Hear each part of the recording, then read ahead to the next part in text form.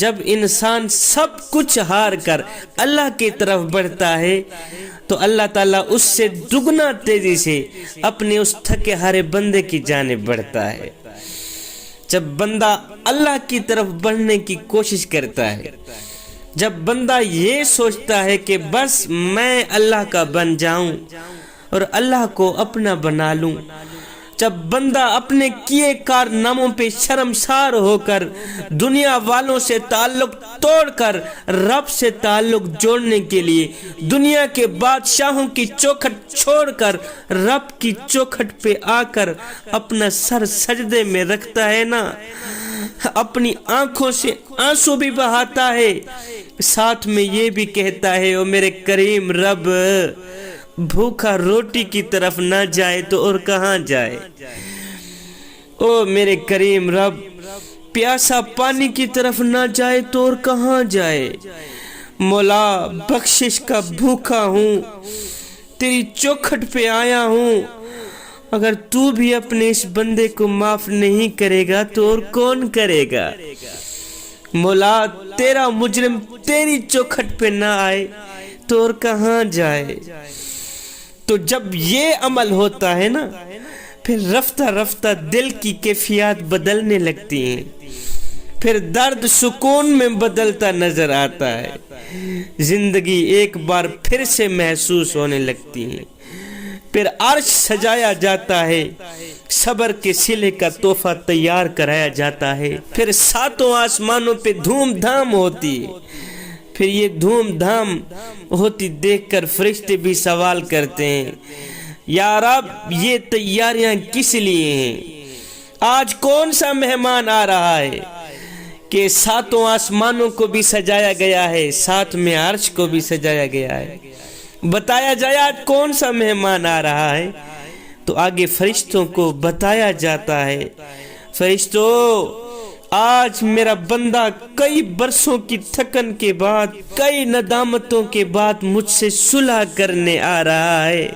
آج میرا بندہ کافی عرصے بعد توبہ کرنے آ رہا ہے، آج میرا بندہ مجھ سے دوستی لگانا چاہتا ہے، مجھ سے صلح کرنا چاہتا ہے، آج وہ میرا بننے آ رہا ہے، اس لیے ساتوں آسمان سجائے گئے ہیں، عرش کو سجایا گیا ہے۔ کریم رب کی بارگاہ میں آ کر آج توبہ کے آنسو بہانے کا یہ جو سجدہ ہوتا ہے، یہ معمول کے سجدوں سے بہت ہی الگ ہوتا ہے، نم آنکھیں سسکتے ہونٹ اس سکون کا منظر بیان کر رہے ہوتے ہیں جس کے بعد کبھی کوئی غم نہیں آتا، بس پھر میرے رب نے تو تھامنا ہوتا ہے ہی، کیونکہ اس کو تو تمہارے لوٹ آنے کا انتظار ہوتا ہے نا۔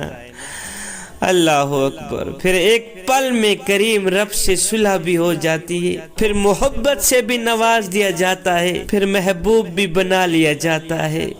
اے بندے، میرے کریم رب کی چوکھٹ تیرا بڑھ چڑھ کے انتظار کر رہی ہے، وہ تو آوازیں دے رہی ہیں، اور میرے بندے ایک بار تو میری چوکھٹ پہ آ کر تو دیکھ، ایک بار اپنا دامن پھیلا کر تو دیکھ، اور بخشش کی حد نہ کر دوں مجھے رب العالمین بھی نہ کہنا، بخشش کی انتہا نہ کر دوں مجھے رب العالمین بھی نہ کہنا۔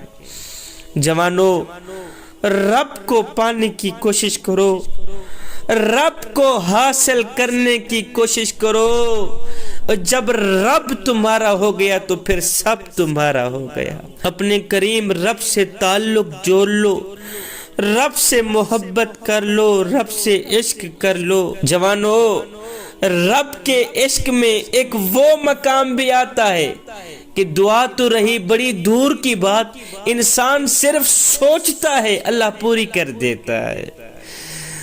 اللہ اکبر۔ مدینہ شریف میں ایک خوبصورت عورت رہا کرتی تھی، بڑی ہی حسین و جمیل، حسن کی ملکہ، لوگ اس کے حسن کی مثال دیا کرتے تھے۔ وہ مسجد نبوی میں نماز پڑھنے کے لیے جایا کرتی تھی، یہ حضرت عمر فاروق کا دور تھا، مسجد نبوی میں نماز پڑھنے کے لیے جایا کرتی تھی۔ پہلے مسجد نبوی میں مرد عورتیں اکٹھی نماز پڑھا کرتی تھیں، یہ تو بعد میں الگ الگ ہوئے۔ خیر، یہ خوبصورت حسن کی ملکہ مسجد نبوی میں نماز پڑھنے کے لیے جایا کرتی تھی۔ ایک دن جا رہی تھی، راستے میں سے کسی نوجوان نے اس خوبصورت عورت کو روک لیا۔ اس خوبصورت عورت نے کہا، نوجوان تو نے کیوں میرا راستہ روکا ہے؟ کیوں راستہ روکنے کی کوشش کر رہا ہے؟ کیوں مجھے تنگ کرنے کی کوشش کر رہا ہے؟ کیا تکلیف ہے تجھے؟ اس نے کہا، مجھے کوئی خاص تکلیف نہیں ہے، بس راستہ روکنے کی وجہ یہ ہے کہ تیرا حسن مجھے بھا گیا ہے، تیری محبت میرے دل میں سما گئی ہے، میں تجھ سے عشق کر بیٹھا ہوں، تجھ سے محبت کر بیٹھا ہوں، لہٰذا تجھے تنگ کرنے کی وجہ یہ ہے کہ میں تجھے پانا چاہتا ہوں، میں تجھے حاصل کرنا چاہتا ہوں۔ اس خوبصورت حسن کی ملکہ نے کہا، او نوجوان، اوے تو مجھے حاصل کرنا چاہتا ہے؟ کہا ہاں میں تجھے پانا چاہتا ہوں۔ کہا یہ تو کوئی مشکل والی بات ہی نہیں، نوجوان تو مجھے حاصل کرنا چاہتا ہے نا، یہ تو کوئی مشکل والا کام ہی نہیں۔ کہا میری ایک شرط ہے، اے نوجوان، اگر تو مجھے حاصل کرنا چاہتا ہے تو پھر میری ایک شرط ہے، وہ شرط تو پوری کر، بس میں تیرے ہو گئی۔ اس نوجوان نے کہا، جلدی بتاؤ کون سی شرط؟ اس خوبصورت عورت نے کہا، میری کوئی لمبی چوڑی شرط نہیں ہے، بس شرط یہ ہے کہ اگر تو مجھے حاصل کرنا چاہتا ہے، مجھے پانا چاہتا ہے، تو پھر سن، مجھے حاصل کرنے کے لیے 40 دن حضرت سیدنا عمر فاروق رضی اللہ تعالی عنہ کے پیچھے نماز پڑھنی پڑے گی۔ اللہ اکبر! اے بندے، 40 دن عمر کے پیچھے نماز تو پڑھ، میں تیری ہو گئی۔ اس نے کہا یہ تو کام ہی آسان ہے۔ اس نوجوان نے فوراً ہی وضو کیا، چلا گیا مسجد نبوی میں۔ اب فجر ہے تو مسجد میں، ظہر عصر مغرب عشاء ہے تو مسجد میں۔ اس عورت کو پانے کے لیے اس نوجوان نے مسجد کے ساتھ دوستی لگا لی، مسجد کے ساتھ یاری لگا لی۔ وقت گزرتا گیا، دن گزرتے گئے، ادھر سے یہ نوجوان سیدنا عمر فاروق کے پیچھے نمازیں پڑھتا رہا، ادھر سے دل کا زنگ اترتا رہا۔ اللہ اکبر! ادھر سے یہ نوجوان سیدنا عمر فاروق کے پیچھے اللہ کو سجدے کرتا رہا، ادھر سے دل کی دنیا بدلتی رہی۔ جب 40 دن مکمل ہوئے، 40ویں دن یہ نوجوان اسی راستے پہ جا رہا تھا کہ وہی خوبصورت عورت راستے پہ کھڑی۔ اس خوبصورت عورت نے کہا، او نوجوان، تو نے میری شرط کا احترام کیا، میں نے شرط رکھی تھی کہ 40 دن عمر کے پیچھے نماز تو پڑھ، اس کے بعد میں تیری ہو گئی۔ اے نوجوان، میں تیرے سامنے کھڑی ہوں، جو کرنا ہے کر لے۔ مجھے پانے کے لیے، میرے جیسی حسین و جمیل عورت کو پانے کے لیے تو نے 40 دن عمر کے پیچھے نمازیں پڑھتا رہا، 40 دن اللہ اللہ کرتا رہا۔ میرے جیسی حسن کی ملکہ کو پانے کے لیے 40 دن تو نے قیام کیے، رکوع کیے، سجدے کیے۔ اے نوجوان، مجھے حاصل کرنے کے لیے تو نے اتنا کچھ کیا، تو نے میری شرط کا احترام کیا، میری شرط پہ پورا اترا۔ اب میں تیرے سامنے کھڑی ہوں، خود کو تیرے حوالے کرنا چاہتی ہوں، جو کرنا ہے کر لے، جو کرنا ہے کر لے۔ جب اس خوبصورت عورت نے کہا نا کہ اے نوجوان، جو کرنا ہے کر لے، تو اس نوجوان نے اپنا سر اٹھایا، اس خوبصورت عورت کو دیکھا، دیکھ کر کہنے لگا، اے حسن کی ملکہ، اب اپنے گھر کی طرف راہ لے، اب مجھے تیرے جیسی حسین و جمیل عورت کی ضرورت نہیں رہی، اس لیے کہ عمر نے میرے دل کا تعلق میرے رب سے جوڑ دیا ہے۔ اب یہ جو دل ہے نا، اس کا تعلق کریم رب سے جڑ گیا ہے، اب مجھے حسن کا بادشاہ مل گیا ہے، تو جہاں سے آئی ہے وہیں چلی جا، اب میرے دل کا تعلق جو ہے نا وہ میرے کریم رب سے جڑ گیا ہے۔